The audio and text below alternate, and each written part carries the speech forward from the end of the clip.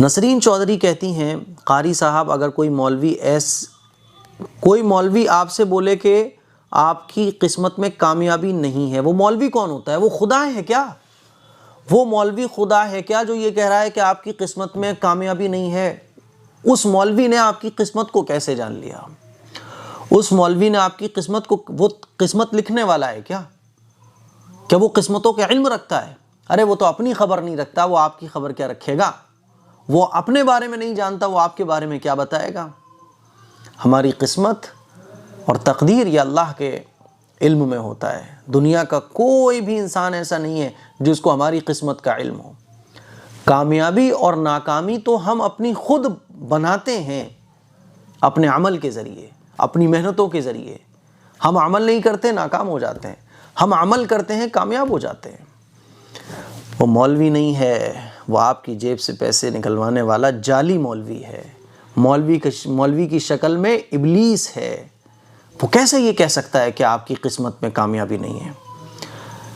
یہ تو میرے اختیار میں ہوتا ہے نا۔ اللہ تعالیٰ نے بہت ساری چیزیں انسان کے اختیار میں دی ہیں۔ میں چاہوں تو کامیاب ہو سکتا ہوں، میں نہ چاہوں کامیاب نہیں ہو سکتا۔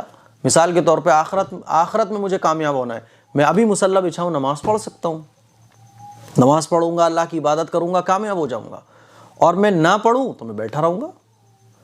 تو میں نماز پڑھ بھی سکتا ہوں، نہیں بھی پڑھ سکتا، یعنی نماز پڑھوں گا کامیاب ہو جاؤں گا، نماز نہیں پڑھوں گا ناکام ہو جاؤں گا۔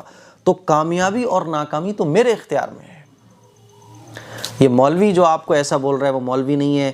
ایسے داڑھی والوں سے، ایسے مولویوں کی شکل اختیار کرے ہوئے جو لوگ آتے ہیں نا، آپ سے کہتے ہیں آپ کی قسمت میں یہ نہیں ہے، آپ کی قسمت میں وہ نہیں ہے، ایک تھپڑ لگاؤ، اس سے پوچھو تیری قسمت میں یہ تھپڑ لکھا ہوا تھا، ساری عقل ٹھکانے آ جائے گی۔ لیکن جب آپ ڈر جاتے ہو نا تو پھر وہ آپ کو ڈراتے ہیں۔ ہر جگہ ڈر کا دھندا چل رہا ہے، خوف کا دھندا چل رہا ہے، ڈرا ڈرا کے جیب سے پیسے نکلوا رہے ہیں لوگ۔ اب چونکہ وہ اس نے آپ کو بتا دیا کہ آپ کی قسمت میں کامیابی نہیں ہے۔ آپ پوچھو گے مولوی صاحب کامیابی نہیں ہے میری قسمت میں تو کیا ہوگا؟ دیکھو بھائی ٹھیک ہے، علاج چلے گا، وہ کامیابی پہ بندش لگی ہوئی ہے۔ اچھا تو یہ بندش کیسے ہٹے گی؟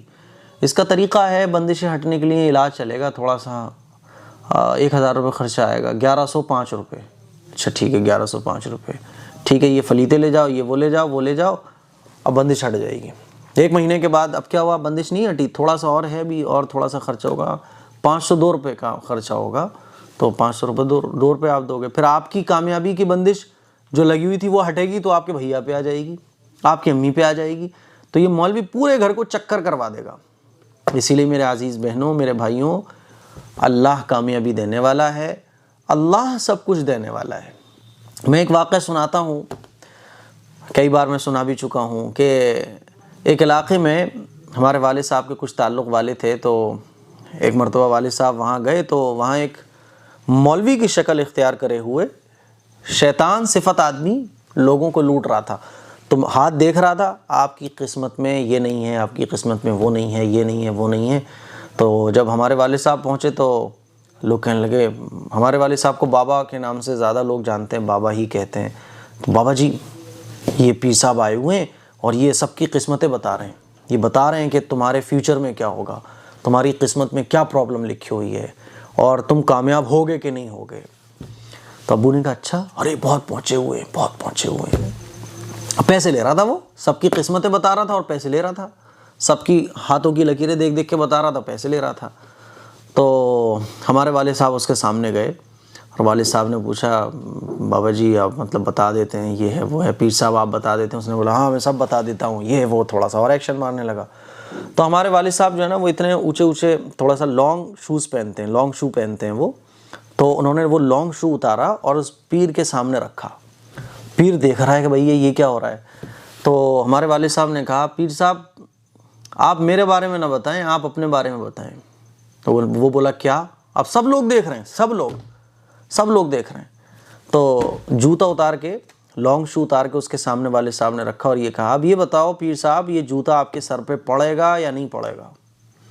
تم یہ بتا دو، بس اپنے بارے میں بتاؤ، تم ابھی تک تو تم نے سب کے بارے میں بتایا، اب یہ بتاؤ یہ جوتا تمہارے سر پہ پڑے گا یا نہیں پڑے گا؟